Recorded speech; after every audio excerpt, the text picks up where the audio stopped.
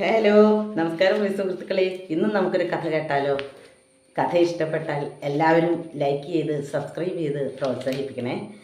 ഇതെൻ്റെ സ്വന്തം എഴുത്തിലുള്ള കഥയാണ്. പഴയകാല ഒരു കല്യാണ തലേന്ന് നടക്കുന്ന സംഭവങ്ങൾ. കഥ കല്യാണ തലേന്ന്. കേൾക്കാം. കണ്ണാ, നീതു എത്താറായില്ലേ? സമയം വൈകുന്നു, നീ പോയി കൂട്ടിയിട്ട് വരുമോ? ആളുകൾ എത്തി തുടങ്ങി. മകൾ എത്താൻ വൈകുന്നോറും അമ്മയ്ക്ക് നീരസം. ഫ്രണ്ട്സിനൊപ്പം അവൾ ഇങ്ങ് വന്നോളൂ അമ്മേ, കണ്ണൻ പന്തൽ പണിക്കാർക്ക് നിർദ്ദേശം നൽകുന്നതിനിടയിൽ വിളിച്ചു പറഞ്ഞു. ദുബായിൽ നിന്നും എയർപോർട്ടിൽ വന്നിട്ടിറങ്ങിയ ശേഷം നാട്ടിലുള്ള ഫ്രണ്ട്സിനെയും കൂട്ടി വേണം വീട്ടിലെത്താൻ. അടിച്ചു പൊളിക്കാൻ കാത്തിരിക്കുകയാണ് എല്ലാവരും. നീതുവിൻ്റെ ഏട്ടൻ്റെ കല്യാണം എന്ന് വെച്ചാൽ സ്വന്തം ഏട്ടൻ്റെ കല്യാണമാണ് അവർക്ക്. പന്തലിനരികിലെ സ്റ്റേജിലെ അവസാന മിനുക്കുപണിയിലാണ് പണിക്കാർ. അലങ്കാര വിളക്കുകൾ തെളിഞ്ഞു തുടങ്ങി. കഥകളി മുത്തച്ഛൻ തൻ്റെ കൂട്ടുകാരോടൊക്കെ സംസാരിച്ചുകൊണ്ട് പൊട്ടിച്ചിരിക്കുന്നു. ഏറെ നാളുകൾക്ക് ശേഷമാണ് വീട്ടിലൊരു ആഘോഷം നടക്കുന്നത്. അല്ല, ഗോപാലൻ എന്തിയാ വായിക്കേ? അടുത്ത വീട്ടിലെ ഗോപാലൻ നേരെ കണ്ട് മുത്തച്ഛൻ ഉച്ചത്തിൽ വിളിച്ചു ചോദിച്ചു. സരസ്വതിയും മക്കളും എല്ലാം കൂടെ തന്നെയുണ്ട്.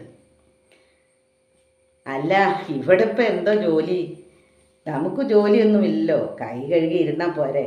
അയാൾ ചിരിച്ചുകൊണ്ട് മുത്തച്ഛൻ്റെ അടുത്തേക്ക് വന്നു. അതെ അതെ, പണ്ടൊക്കെ ആയിരുന്നല്ലേ എന്തായിരുന്നു മേളം.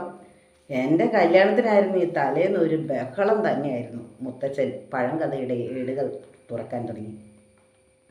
തെക്കേക്കുടിയിലെ കുഞ്ഞപ്പൻ ചേട്ടനും പടിഞ്ഞാറക്കുടിയിലെ പാർക്കുട്ടി ചേച്ചിയും തേക്കുംകാട്ടിലെ ജാനകി ചേച്ചിയും എല്ലാവരും കൂടി ഉച്ചയ്ക്ക് തന്നെ വന്നു തുടങ്ങും. ഒരടുപ്പത്ത് അരിയിടുന്നു, സാമ്പാർ, അവിയൽ, തോരൻ, എല്ലാവരും കൂടിയിരുന്ന് നാട്ടുവർത്താനം പറഞ്ഞ് കഷ്ണങ്ങൾ നുറുക്കുന്നു. 5-6 പേർ തേങ്ങ ചിരകുന്നു. അത് അരച്ചെടുക്കാൻ അയൽ വീടുകൾ തേടിപ്പോകുന്നു. പറമ്പിലെ മാവിൽ നിന്നും പൊട്ടിച്ചെടുത്ത മാങ്ങ ഒരാഴ്ചയ്ക്ക് മുമ്പേ തന്നെ അച്ചാറിട്ട് വെച്ചിട്ടുണ്ടാവും. അതിൻ്റെ മണം അടിച്ചാൽ തന്നെ നാവിൽ വെള്ളം മൂറും. തൂശനയിൽ വിളമ്പിയ ഇടിച്ചക്ക തോരനും സാമ്പാറും നല്ല പുന്നെല്ലിൻ്റെ ചോറും, ഓർക്കുമ്പോഴേ നാവിൽ കപ്പലോടിക്കാം. അങ്ങനെ ഒരു കാലം. നമ്മുടെ മാധവൻകുട്ടിയുടെയും കൂട്ടരുടെയും കോലുകളിയും കണ്ട് പാതിര വരെ ഉറങ്ങാതെ വീണ്ടും പിറ്റേന്നത്തെ സദ്യക്കുള്ള ഒരുക്കങ്ങൾ. അപ്പോഴേക്കും ആളുകളുടെ എണ്ണവും കൂടും. ആരോഗ്യമുള്ള ചെറുപ്പക്കാർ മത്സരിച്ചാണ് തേങ്ങ ചിരകുന്നത്. ഇടിച്ചുടച്ച് പുത്തൻ തോർത്തിൽ നിറച്ച് ഇരുവശത്തു നിന്നും പിഴിഞ്ഞെടുക്കും.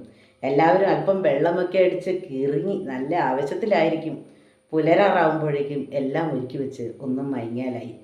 Hello hello, mic testing. സ്റ്റേജിൽ ഗാനമേളക്കാർ വന്നു കഴിഞ്ഞു. കണ്ണൻ്റെ കൂട്ടുകാരെല്ലാമാണ് പാട്ടുകാർ. വീട്ടുകാർക്കും പാടാനായി ഒരു അവസരം ഒരുക്കിയിട്ടുണ്ടവൻ. നീതുവിൻ്റെ കൂട്ടുകാർ ആരൊക്കെയോ പാടുന്നുണ്ടെന്നാണ് കേട്ടത്. മുത്തച്ഛ! വണ്ടിയിൽ നിന്ന് ഇറങ്ങി ഓടിയ നീതു ഓടി വന്ന് മുത്തച്ഛനെ കെട്ടിപ്പിടിച്ചു. മുത്തച്ഛൻ്റെ പാട്ടുപെട്ടി വന്നോടാ. മുത്തച്ഛൻ ചെറുമകളെ ചേർത്ത് പിടിച്ച് നെറുകയിൽ തലോടി.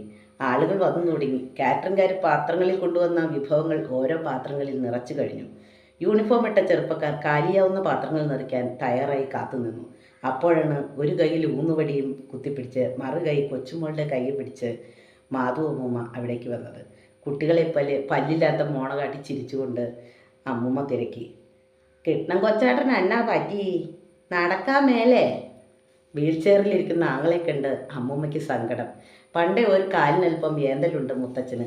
ആയാസപ്പെട്ട് നടക്കുന്ന അപ്പൂപ്പനെ കണ്ട് കണ്ണനും കൂട്ടുകാരും വിളിക്കുന്ന പേരാണ് കഥകളി മുത്തച്ഛനെന്ന്. വല്ലതും കഴിച്ചോ? അമ്മൂമ്മ കൈ ചെവിക്ക് ഓരം പിടിച്ച് ചേർത്ത് ചോദിച്ചു. വല്ലതും കഴിച്ചോന്ന്? സ്റ്റേജിലെ ശബ്ദ കോലാഹലം കൊണ്ട് അമ്മൂമ്മയ്ക്ക് കേൾക്കാനേ കഴിഞ്ഞില്ല. കല്യാണം കഴിച്ചോന്നോ? അമ്മൂമ്മയുടെ ചോദ്യം കേട്ടു നിന്നവർ പൊട്ടിച്ചിരിച്ചു പോയി. മുത്തച്ഛൻ ചിരിച്ചുകൊണ്ട് അമ്മൂമ്മയെ അടുത്ത് പിടിച്ചിരുത്തി. ഓർക്കണുണ്ടോ നീ? 9ാമത്തെ വയസ്സിലായിരുന്നു നിൻ്റെ കെട്ടുകല്യാണം. വല്യച്ഛൻ്റെയും ചെറിയച്ഛൻ്റെയും അമ്മാവന്മാരുടെയും കൂടി 7 പെൺമക്കളുടെ കെട്ടുകല്യാണം 7 ദിവസം തുടർച്ചയായിട്ടാണ് നടന്നത്. 7 ദിവസത്തെ സദ്യ തീരുന്ന ദിവസം ഒരു പപ്പടം മാത്രമേ കൊടുത്തുള്ളൂ എന്നും പറഞ്ഞുകൊണ്ട് തൊണ്ടീക്കടെ പോയ ആൾക്കാരെ കുറ്റം പറഞ്ഞുകൊണ്ട് പോയിന്ന് കേട്ടത്. നിന്നെ കെട്ടിയ കണാരൻ കഴിഞ്ഞ വർഷം മരിച്ചു. അതൊക്കെ അമ്മൂമ്മയ്ക്ക് ഓർമ്മ തന്നെ ഇല്ല. 9 വയസ്സുള്ള കുട്ടിയായിരുന്നല്ലോ. പിന്നീട് 13 വയസ്സുള്ളപ്പോഴാണ് കിട്ടുണ്ണിയേട്ടൻ എനിക്ക് പുടവ തന്നത്. കല്യാണം കഴിഞ്ഞ് 4-ാം പക്കമാണ് ആ മുഖം നേരെ ഒന്ന് കാണുന്നത് തന്നെ. ഓരോരോ ആചാരങ്ങളെ കണ്ടപ്പോൾ ഒട്ടും ഇഷ്ടപ്പെട്ടില്ല. ഒന്നും മിണ്ടാനും വയ്യ. അന്നൊക്കെ സ്ത്രീ അടുക്കളയുടെ ഇരുണ്ട കോണുകളിൽ ഒതുങ്ങിക്കൂടേണ്ട ഒരു ജന്മം മാത്രം. അഭിപ്രായ സ്വാതന്ത്ര്യമൊന്നുമില്ല. സ്വന്തം അഭിപ്രായം പ്രകടിപ്പിക്കാനോ ഇഷ്ടത്തിനൊത്ത് ജീവിക്കാനോ വിലക്കുകൾ ധാരാളം. തലേ ദിവസം നടന്ന് വധുഗൃഹത്തിലെത്തുകയെന്ന വരനും കൂട്ടരും പിറ്റേന്ന് പുടവോടെയും കഴിഞ്ഞ് സദ്യയും കഴിഞ്ഞാണ് മടക്കം. സ്റ്റേജിൽ ഗാനമേള തകർക്കുന്നു.